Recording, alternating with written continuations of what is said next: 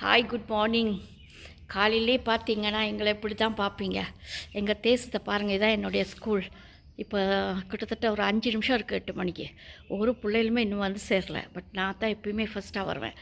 So வந்துட்டு இந்த தேசத்தை பார்த்தோன்னே எனக்கே ஒரு ஆச்சரியம். பாருங்கள் எப்படி இருக்குன்னு. பனிமூட்டம் தெரியுதா? யாரையும் பார்க்க முடியாது, எதுவுமே தெரியாது. அப்படி பனிமூட்டம், அவ்வளோ குளிர். இந்த குளிரில் தான் நாங்கள் வேலை செய்கிறோம், நாங்கள் வாழ்கிறோம். இவ்வளோ குளிரான ஒரு தேசத்தில் நான் வாழ்கிறேன். எல்லாருக்கும் குட் மார்னிங். குட் மார்னிங் சொல்ல மறந்துட்டேன்ல. அவ்வளோ குளிருங்க. அதை நினச்சாலே ஆச்சரியமாக இருக்குது. இப்படி ஒரு குளிர் தேசத்தில் நாங்கள் இருக்கிறோமா அப்படின்ட்டு. ரோட்டில் நடந்து வரும்போது பாதை தெரிய மாட்டேங்குது, அந்தளவுக்கு பனி மூட்டம் மறைஞ்சிருக்கு.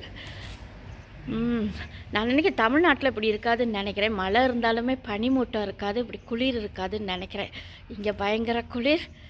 And this is my school. எங்கள் ஸ்கூல் பில்டிங் நிறைய இருக்குது. எல்லா பில்டிங்ஸும் ரிப்பேர் பண்ணிகிட்ருக்காங்க. நிறையா ஸ்டூடெண்ட்ஸ் இருக்கிறனால ரிப்பேரிங் ஒர்க்கு எல்லாம் நடந்துகிட்ருக்கு. பட் இதுதான் நம்ம ஸ்கூலுக்கு பக்கத்தில் ஒரு ஹாஸ்பிட்டலுக்கு பக்கத்தில் மெடிக்கல் காலேஜுக்கு பக்கத்தில் நர்சிங் ஹோம் பக்கத்தில் ஒரு ஃபார்மசி இன்ஸ்டிடியூட்டும் இருக்குது, ஃபார்மா இன்ஸ்டிடியூட்டும் இருக்குது. இவ்வளவும் இருக்குது. இதை சுற்றி பெரிய கிரவுண்டு. இப்படி தான் எங்கள் ஸ்கூல்.